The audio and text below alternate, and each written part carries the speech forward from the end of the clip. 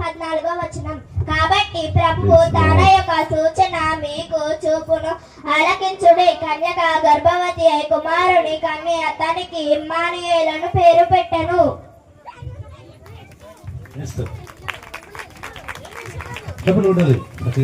చెప్తున్నప్పుడు మనం ఎంకరేజ్ చేయాలి.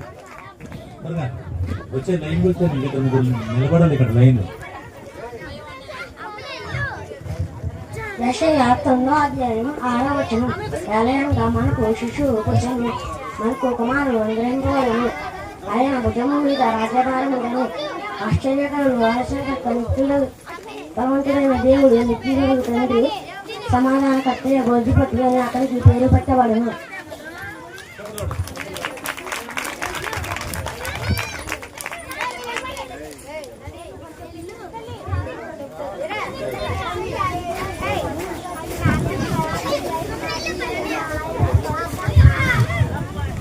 లూకాసు వార్త 2వ అధ్యాయం 1-5 వచనాలు.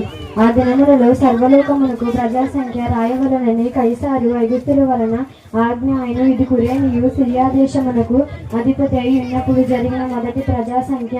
అందరూ ఆ సంఖ్యలో రాయబడుటకు తమ తమ పట్టణములకు వెళ్ళిరి.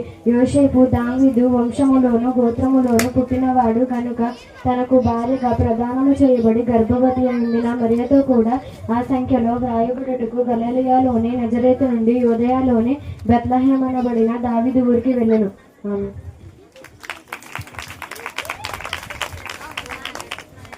లూకాసు వార్త 2వ అధ్యాయం 6-7 వచనాలు. వారు అక్కడ ఉండినప్పుడు ప్రసవదినం నిండును కనుక తన తొలిచూలు కుమారుని కని పొత్తిగుడ్డలతో చుట్టి శస్త్రములో వారికి స్థలం లేనందున ఆయనను పశువుల తట్టెలో పడుండబెట్టాను.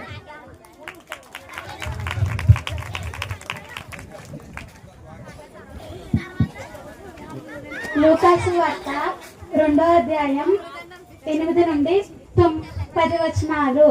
ఆ దేశంలో కొందరు గొర్రెల కాపరులు పొలములో ఉండి రాత్రి వేళ తమ మందను కాచుకొనిచుండగా ప్రభువు దూత వారి వద్దకు వచ్చినది చేను. ప్రభు మహిమ వారి చుట్టూ ప్రకాశించినందున వారు మిక్కిలి భయపడిరి. అయితే ఆ దూత భయపడుకుడి, ఇదిగో ప్రజలందరికీ కలగబోవు మహా సంతోషకరమైన సువార్తమానము నేను మీకు తెలియజేయుచున్నాను.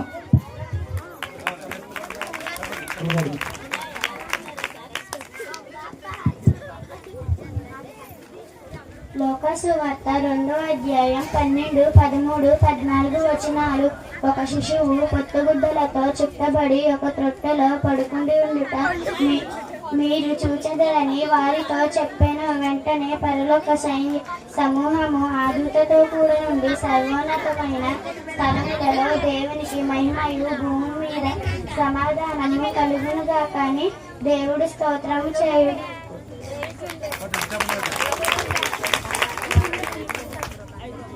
లూకాసు వార్త 2వ అధ్యాయం 14 వచనం. సర్వోన్నతమైన స్థలములలో దేవునికి మహిమను ఆయన క్రీస్తులైన మనుషులకు భూమి మీద సమాధానము కలుగునుగాక అని దేవుని స్తోత్రము చేయించుడెను.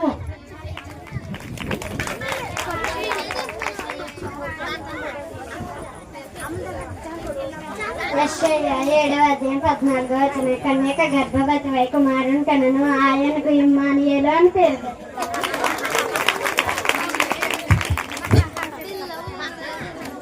ఇక 5వ అధ్యాయం 2వ వచనం. బెత్లెహేము ఎజ్రా యూదా వారి కుటుంబంలోని నీవు సర్పగ్రామమైన నా కొరకు ఇశ్రాయేలు ఎలుబోవాడు నీలో నుండే వచ్చుచున్నాడు.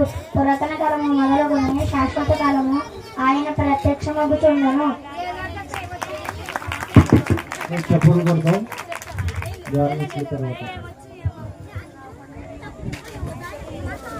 మత్తయి సువార్త 1వ అధ్యాయం 20-21 వచనాలు. అతడు ఈ సంగతులను గూర్చి ఆలోచించుకొనుచుండగా ఇదిగో ప్రభువు దూత స్వప్నమందు అతనికి ప్రత్యక్షమై దావీదు కుమారుడైన యోసేపు నీ భార్య అయిన మరియను చేర్చుకున్నటకు భయపడకము, ఆమె గర్భము ధరించినది పరిశుద్ధాత్మ వలన కలిగినది.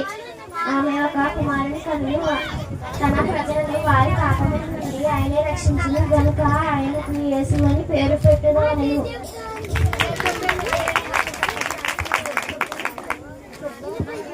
మత్తాయి సువార్త 1:22. ఇదిగో కన్యక గర్భవతి కుమారుని కనును అతనికి ఇమ్మానుయేలు అని పేరు పెట్టెదరు.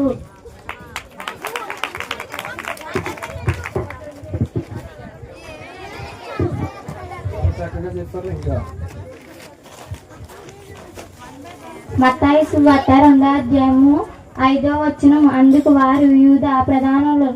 అందుకు వారు యూదా ప్రధానులలో ఎంత మాత్రము అల్పమైన దానివి కావు. Very good. ఇంకెవరైనా చెప్పలేదా? మత్తాయి 2:10-11.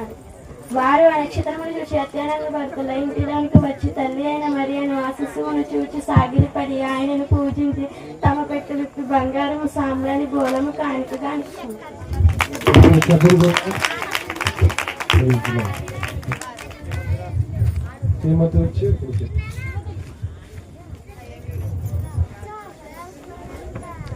లోకాసువార్త 2:11. దావీదు పట్టణం నందు నేడు రక్షకుడైన మీ కొరకే పుట్టినాడు, ఈయన ప్రభువైన క్రీస్తు. లోకాసువార్త 2:11.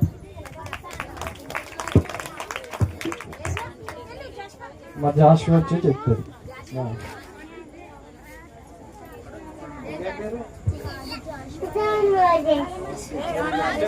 ఇదిగో కన్యక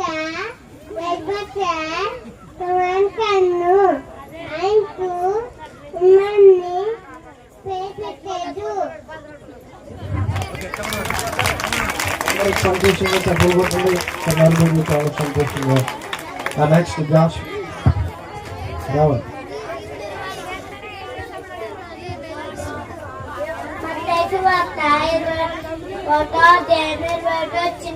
ఆమె కుమారుని కనెను, తన ప్రజలను వారి పాపము నుండి నిరీక్షించును కనుక ఆయనకు యేసు అని పేరు పెట్టదు.